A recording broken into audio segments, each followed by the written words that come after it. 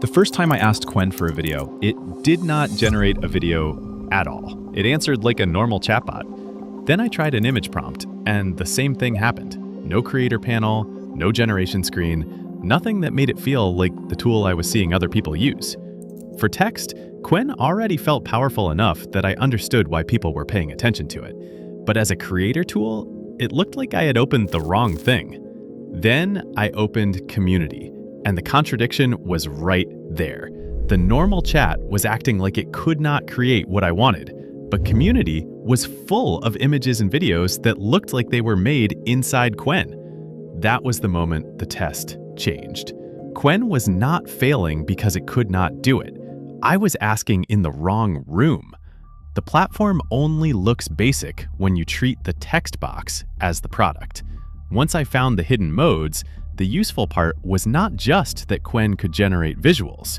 The useful part was that it could become a free creator workflow if I used it in the right order. My first problem was not the image model, it was the prompt.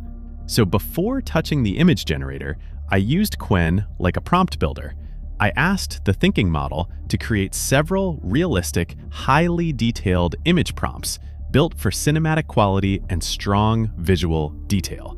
That gave me options before generating anything. Then came the mistake that makes Qwen look limited if you do not know the interface. The creator tools are behind the plus icon, and once I selected image mode, the interface finally behaved like an image generator. For YouTube, I chose 16:9 because I wanted a horizontal frame that could become the base for a video clip. Then I pasted the prompt that Qwen had already helped me build. The image came back clean, detailed. When I opened the generated image, I could edit it or turn it directly into a video. And on my account at the time of recording, I did not see a visible watermark on the export. Under this setup, the output came out clean. Text to video worked, and the results were good enough to keep testing. You can prepare a video prompt, use the video mode, set the format, and generate directly from text. But for creator work, the route that made more sense was image to video. Build the prompt first, generate the 16:9 image, then animate it with motion instructions instead of starting every clip from text. And the image does not have to come from Qwen. You can upload an external image and animate something you already made somewhere else. That makes Qwen useful as part of a bigger creator workflow, not only as a place where every asset starts from zero. Community became useful for the same reason. At first, Community was the proof that the hidden modes existed. The normal chat made Qwen look like a text tool, but Community showed people creating images and videos inside the platform. After that, Community became a prompt library.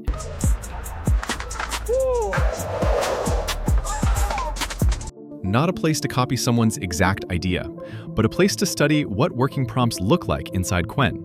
How do they describe the camera? How do they describe lighting? How much detail do they put into the subject? That matters because Qwen is not only limited by whether it can generate, it is limited by how many weak ideas you try before you get something usable. And video does have a real limit. In my test, I could generate several videos, but after a while, Qwen asked me to wait a few hours before continuing. I did not see a normal credit store or a subscription route inside the tool during this test, so the practical verdict is not unlimited. It is free, but with a waiting limit. That changes how you should use it. Do not waste the cap on random tests.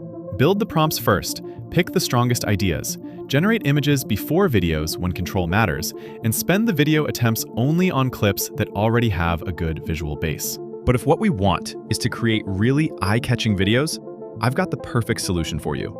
Because with Higgsfield, we get the best image, video, and audio models all in one platform. If we go into Marketing Studio, we'll find the new Hooks feature.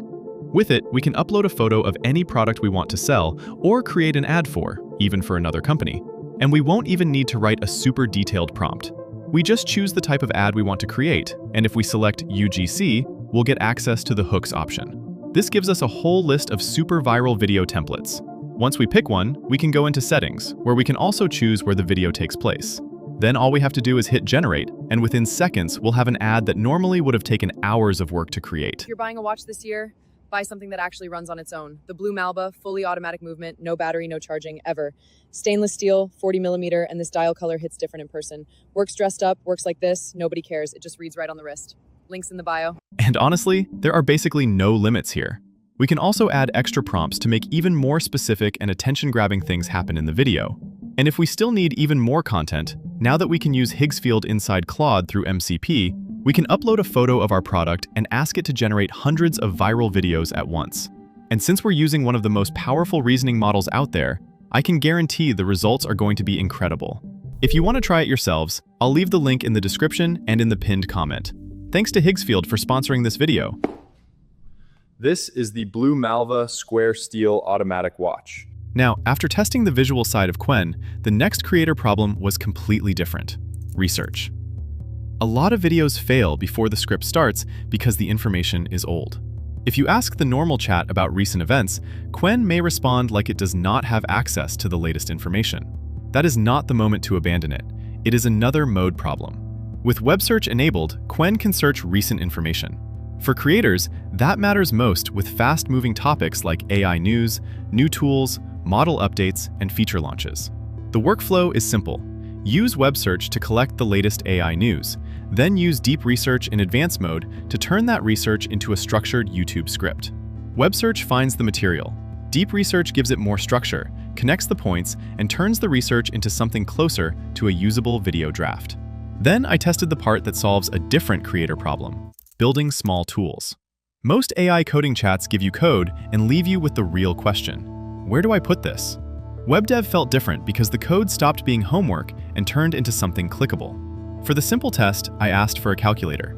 Instead of only giving me a block of code or files I had to figure out, Qwen created something I could actually use inside the chat. For creators, that can become an information manager, a routine manager, or even a simple game. The useful part is not that it writes code. The useful part is that the result can stay there, inside the chat, ready to use again later. This is not a replacement for a developer if you are building something complex. But for quick internal tools and prototypes, WebDev removes the step where most beginners get stuck. The smaller modes also make more sense when you treat them as problem solvers, not as leftover features. Slides is useful when you need a first draft presentation for class, work, or a quick explanation. I would not treat it as final design without checking it, but it can save time when the hard part is getting the structure started. Learn is for structured lessons when you do not want to write a perfect teaching prompt. You give it the topic, and it turns that topic into a lesson path you can continue over time instead of a one-off list of tips. Travel Planner does the same for trips. You give it the destination and the trip length, it asks follow-up questions, and then it builds a first itinerary. Opening hours, tickets, prices, and transport still need verification, but as a starting route, it has a clear job.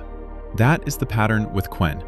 Now, like I promised at the beginning of the video, I'm going to show you how to get the free PDFs with all the information from today's video. Just go to my website with the link in the description, and we're going to click Free PDF. Once we're here, all we have to do is select the video we want the PDF from, click this button, and we'll have it downloaded. But there are also a lot of free options here that I'm sure you're going to be interested in. For example, we have a catalog that we keep expanding with free AIs that you can use from our website online and at no cost. We also have our own AI tools directory, where in one place you have grouped together, updated day by day, the best AIs for generating each thing for free. On top of that, you can see how the community rates them to help you choose better. We're also launching our new blog, where you'll find updated news about new free AI content. And this is only going to keep growing. If you want to stay up to date with the world of artificial intelligence for free, I recommend that you check out this website. Thank you very much for watching today's video. I'll see you in the next one.